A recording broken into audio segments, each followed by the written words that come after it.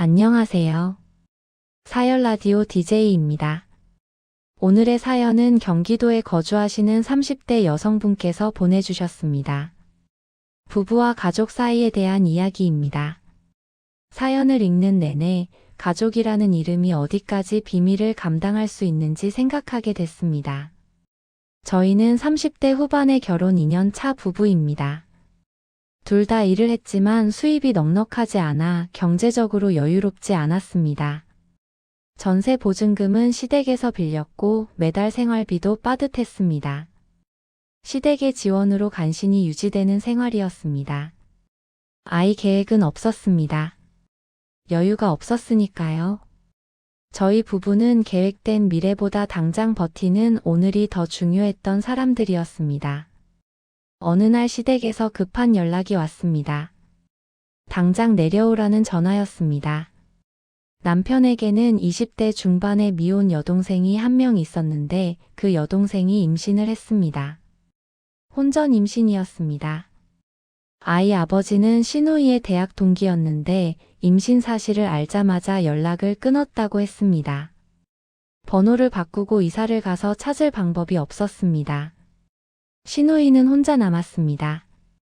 가족회의가 열렸습니다. 시부모님, 저희 부부, 시누이 5명이 거실에 모였습니다. 낙태는 시기를 놓쳤습니다. 이미 5개월이었습니다. 시누이가 너무 늦게 알렸습니다. 선택지는 2가지였습니다. 시누이가 미혼모로 키우거나 다른 방법을 찾거나 시부모님은 첫 번째는 불가능하다고 했습니다. 동네에서 살 수 없다고 딸의 인생이 끝난다고 말했습니다. 두 번째 방법은 입양이었습니다. 시부모님이 제안했습니다.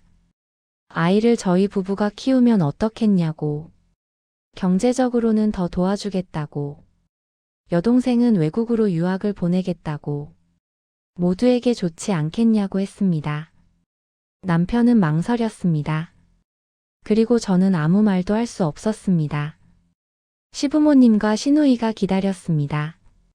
침묵이 길었습니다. 결국 남편이 고개를 끄덕였습니다. 알겠다고 했습니다. 저의 의견을 묻는 사람은 없었습니다. 시누이는 울었습니다. 고맙다고 미안하다고 말했습니다. 가족회의는 그렇게 끝났습니다. 몇 달 후 아이가 태어났습니다. 남자아이였습니다. 시누이는 아이를 안아보지 않았습니다. 보면 마음이 약해질 것 같다고 했습니다. 아이는 곧바로 저희 부부에게 넘어왔습니다. 출생신고는 저희 부부의 아이로 했습니다. 서류상으로 이 아이는 우리의 친자식이었습니다. 그리고 시누이는 한 달 뒤 외국으로 떠났습니다. 유학이라고 했지만 도피에 가까웠습니다. 공항에서 작별할 때 시누이는 오빠를 안았습니다. 잘 부탁한다고 말했습니다. 아이 이야기는 하지 않았습니다. 우리 부부는 아이를 키우기 시작했습니다. 처음에는 어색했습니다.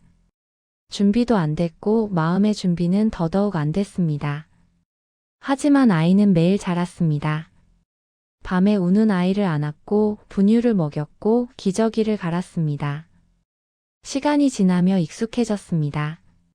아이가 처음 웃었을 때, 처음 걸었을 때, 처음 엄마 아빠라고 불렀을 때, 그 순간들을 함께 했습니다. 자연스러웠습니다. 다른 방법이 없었으니까요. 시댁의 지원은 약속대로 늘어났습니다. 전세금을 더 보태줬고 육아용품을 사줬고 생활비도 도와줬습니다. 저희 부부는 감사했습니다. 동시에 부담스러웠습니다. 아이에게는 진실을 숨겼습니다. 고모가 누구인지 왜 외국에 있는지 설명하지 않았습니다. 설명할 필요도 없었습니다. 아이는 자기 부모가 누군지 의심하지 않았습니다. 아이에게는 진실보다 지금의 안정이 먼저였습니다. 3년이 지났습니다. 아이는 4살이 됐습니다. 유치원에 다니기 시작했습니다.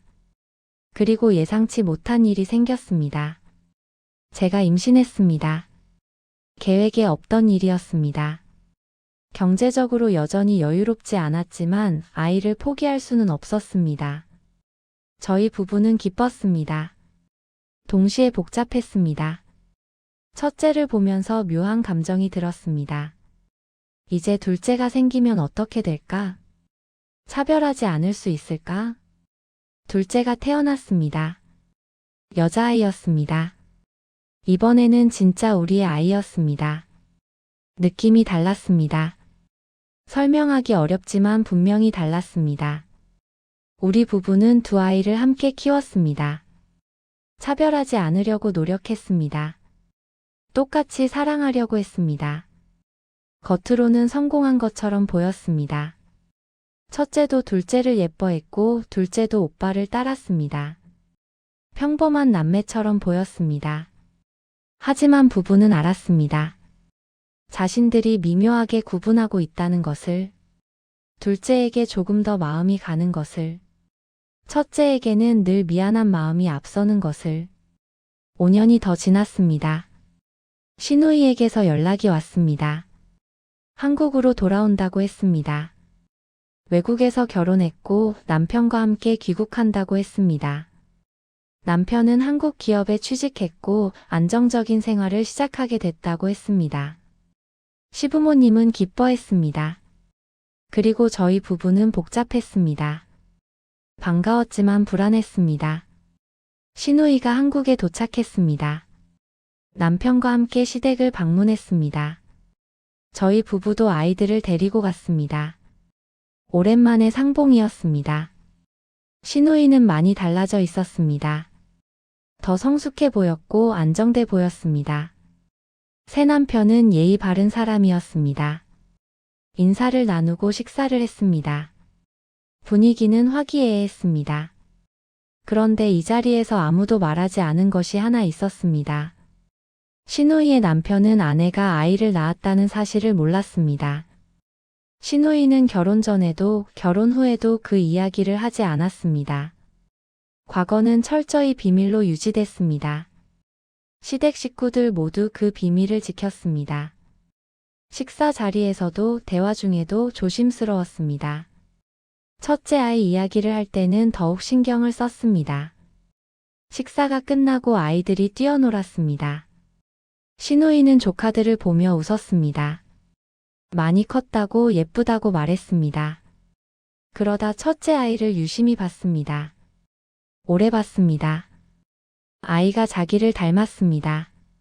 자기 아이였으니까요. 아이는 시누이를 고모라고 불렀습니다. 시누이는 그 호칭을 들으며 미소를 지었습니다.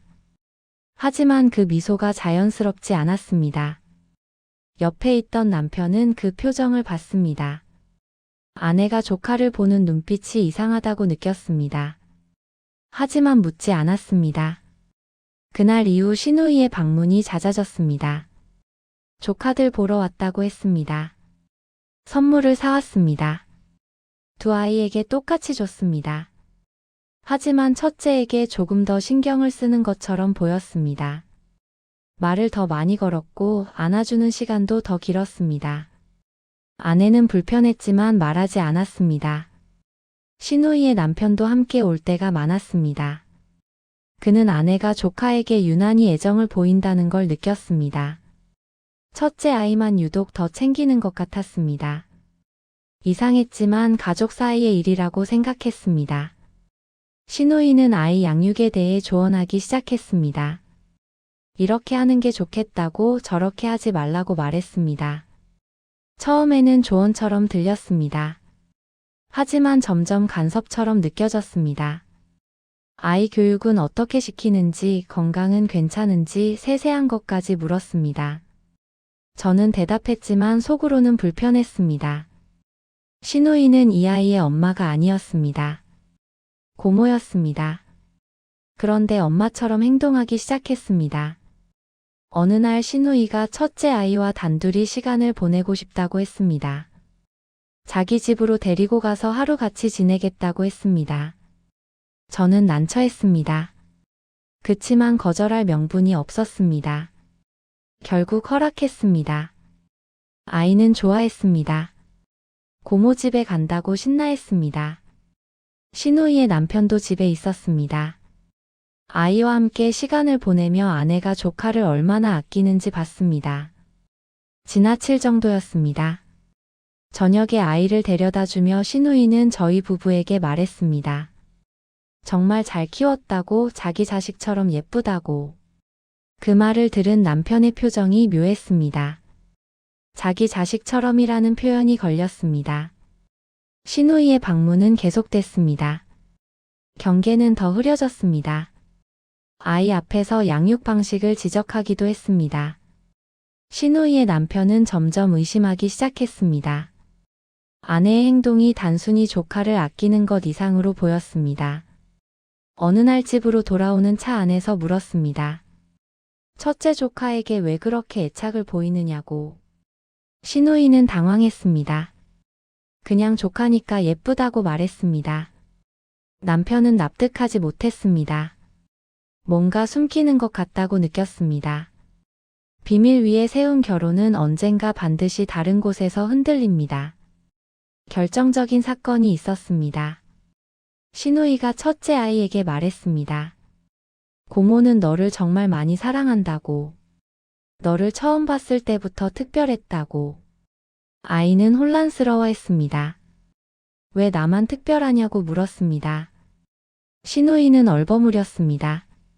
하지만 아이는 느꼈습니다. 뭔가 이상하다는 것을.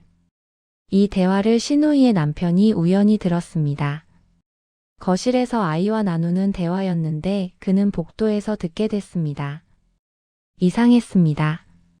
아내의 말투가, 감정이 보통의 고모가 조카에게 하는 말 같지 않았습니다. 집에 돌아온 후 남편이 물었습니다. 그 아이와 당신 사이에 뭐가 있느냐고. 시누이는 부인했습니다. 아무것도 없다고 했습니다. 하지만 남편은 확신했습니다. 뭔가 있다고. 며칠을 추궁했습니다. 시누이는 버티지 못했습니다. 결국 털어놨습니다. 그 아이가 자기 아이라고. 10년 전에 낳았다고. 가족들이 입양했다고. 자기는 외국으로 도망쳤다고. 모든 걸 말했습니다. 남편은 충격받았습니다. 결혼 전에 아이가 있다는 사실을 숨겼다는 것도, 그 아이가 오빠네 아이로 자라고 있다는 것도 전부 받아들이기 어려웠습니다. 왜 말하지 않았냐고 물었습니다. 시누이는 말하면 결혼할 수 없을 것 같았다고 대답했습니다. 남편은 배신감을 느꼈습니다. 이 결혼이 거짓말 위에 세워졌다는 사실을. 둘 사이에 금이 갔습니다. 시누이의 남편은 시댁에 찾아왔습니다. 저희 부부와 시부모님에게 따졌습니다. 왜 자기에게 말하지 않았냐고. 모두가 거짓말에 동참했다고. 시부모님은 변명했습니다. 딸의 미래를 위해서였다고. 그리고 저희 부부는 난처했습니다. 이 비밀이 언젠가는 터질 거라고 예상했지만 이렇게 빨리 올 줄은 몰랐습니다. 시누이 부부는 큰 갈등에 빠졌습니다. 남편은 아내를 믿을 수 없다고 했습니다. 시누이는 용서를 구했습니다. 하지만 쉽지 않았습니다. 남편은 아내가 여전히 그 아이에게 미련이 있다는 것도 알았습니다. 조카를 보러 간다는 핑계로 사실은 자기 아이를 보러 가는 것이었습니다. 이 사실이 더 견디기 어려웠습니다. 저희 부부에게도 균열이 생겼습니다. 저는 남편에게 말했습니다. 처음부터 이렇게 될 줄 알았다고. 시누이가 언젠가는 돌아올 거라고. 그때 모든 게 무너질 거라고 예상했다고. 남편은 난처했습니다. 여동생도 아내도 어느 쪽도 편들 수 없었습니다. 시부모님은 며느리를 비난했습니다. 가족 일에 너무 예민하게 군다고. 하지만 저는 물러서지 않았습니다. 이제는 자기 가정을 지켜야 한다고 생각했습니다. 첫째 아이는 혼란스러워했습니다. 고모는 왜 자기한테만 더 잘해주는지, 어른들은 왜 자꾸 이상한 분위기인지 이해할 수 없었습니다. 부모에게 물었습니다. 고모가 왜 저렇게 하느냐고. 우리 부부는 대답할 수 없었습니다. 진실을 말하기에는 아이가 너무 어렸습니다. 하지만 언젠가는 말해야 한다는 걸 알았습니다. 시누이 부부는 결국 이혼했습니다. 남편이 견디지 못했습니다. 거짓말 위에 세워진 결혼을, 아내가 여전히 과거에 매달려 있다는 사실을. 시누이는 다시 혼자가 됐습니다. 시부모님은 딸을 위로했습니다. 우리 부부 탓이라고 말했습니다. 하지만 시누이는 알았습니다. 자기 탓이라는 것을. 10년 전에 선택했던 것, 비밀로 유지했던 것, 돌아와서 흔들렸던 것. 전부 자기 선택이었습니다. 이후 우리 부부도 시댁과 거리를 뒀습니다. 명절에만 만나기로 했습니다. 시부모님은 반발했지만 어쩔 수 없었습니다. 가족은 분열됐습니다. 시누이는 한동안 아이를 보러 오지 않았습니다. 볼 수 없었습니다. 볼 때마다 잃어버린 것들이 생각났으니까요. 아이는 지금 10살입니다. 여전히 진실을 모릅니다. 자기가 어떻게 태어났는지, 고모가 누군지 정확히 모릅니다. 우리 부부는 언제 말해야 할지 고민하고 있습니다. 말하면 아이가 상처받을 것 같고, 말하지 않으면 나중에 더 큰 배신감을 느낄 것 같습니다. 정답이 없습니다. 사연을 보내신 분은 이렇게 말씀하셨습니다. 처음엔 아이를 지키기 위한 선택이었다고. 모두를 위한 최선이라고 믿었다고. 하지만 시간이 지나고 보니 그 선택이 더 많은 것을 무너뜨렸다고. 비밀은 아이를 보호하지 못했고, 오히려 더 많은 사람을 다치게 했다고.